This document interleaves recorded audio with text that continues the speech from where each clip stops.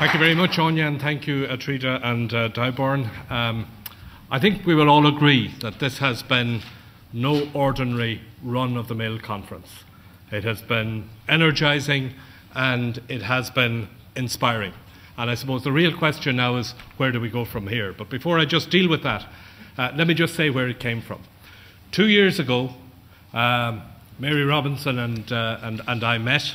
I very quickly realised it wasn't a social call. She wasn't coming to congratulate me on my appointment as Minister for Foreign Affairs and Trade. And she reminded me that Ireland would hold the presidency of the European Union at the beginning of 2013.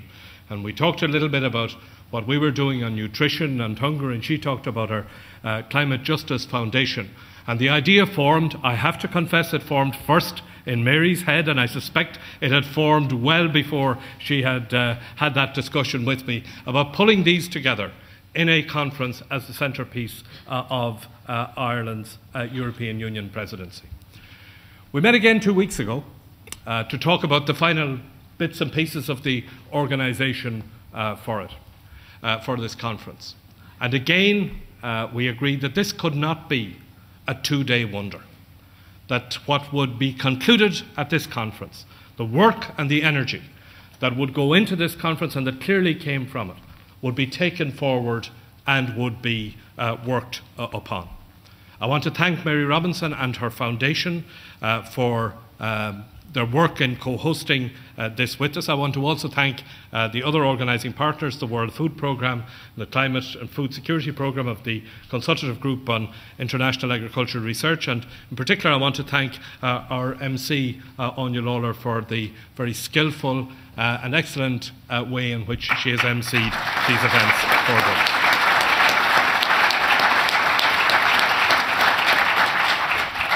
Most of all, I want to thank those of you, particularly those of you who have travelled a long distance to share your experiences and view with us. I think that has been the key to this dialogue, that we have experiences shared by experts, by practitioners, but most of all by people on the ground who experience the reality of what climate change is doing to their lives, to their communities, to your farms and to your livelihoods. And I think that what we have to do now is we have to take the energy and the ideas that were framed here in Dublin Castle, and we have to move them forward. And what are those ideas? Well, first of all, it is that knowledge, education and science are central to the successful adaptation to climate change. Secondly, that it is vital to empower poor households and communities, and above all women, to engage in decision making. And thirdly, that this challenge is one of justice and basic human rights, and that our response must be based on the needs, views and priorities of these women, men and children most directly involved. And fourthly, that this issue is urgent, that time is not on our side, that when we see the huge growth in population, when we see the demand for food, when we see also the effect of climate change on the world, we do not have time on our side. This issue is urgent. And that is why we have to take forward the work that has been framed here over the course of these 2 days. And I want to tell you that next Monday, I will go to the European Union Foreign Affairs Council. We will meet in Luxembourg, and I will bring to them a report of what has been discussed and what has been formulated here at this conference. And as Joe Costello has said, we will bring it to the World Bank, to the OECD, to the United Nations, to the European Council and to the other multilateral institutions for which we work. Over the coming months, Ireland will partner with the United Kingdom and the Children's Investment Fund Foundation on a Nutrition for Growth Summit in London on the 8th of June. We will partner with the United States and Concern on the 10th of June in Washington to build on the 1,000-day baby nutrition challenge we set ourselves in 2010.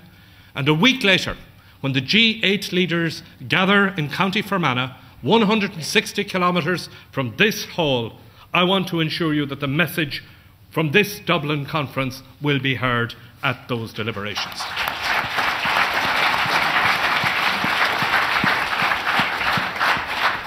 We currently hold the presidency of the European Union, and the European Union generates over 50% of global development assistance.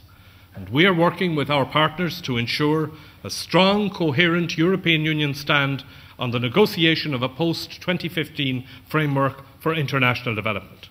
We are making progress in breaking down the artificial barriers between policies for development and for environmental sustainability.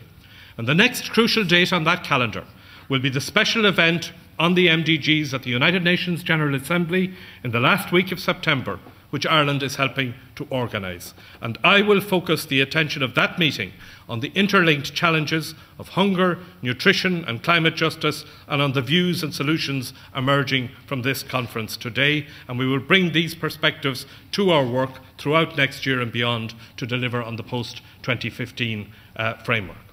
And after 2015, I want to see a single new set of measurable goals. They must bring together in bold and specific terms targets to end poverty and hunger and to protect our environment.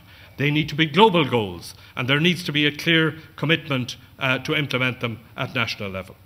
We have learned from the experiences of the MDGs. There have been huge successes, but there have also been gaps.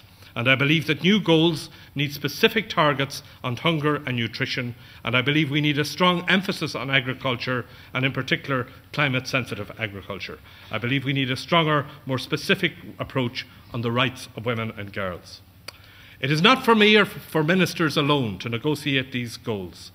The representatives, and this includes you, of local communities coping in your daily lives need to be heard at the negotiating table.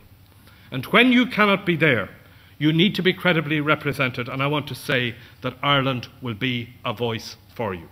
If there is one thing that we have learned here, is that we have to stop classifying our world as developed or developing, rich or poor, north or south.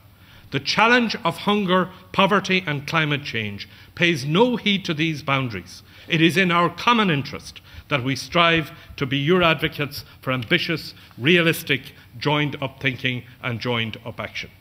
We have taken a small step by coming together here in Dublin. We've got to know each other. We've shared our hopes, our fears, our frustrations and our ambitions. We may not have quite saved the world here over these 2 days, but we have found a new spirit and an energy to help us face local and global challenges.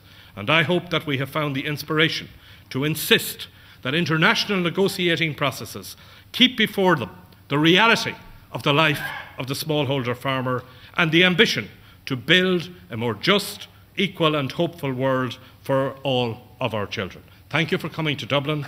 Safe home, Slán Abhaile, Gná Raibh.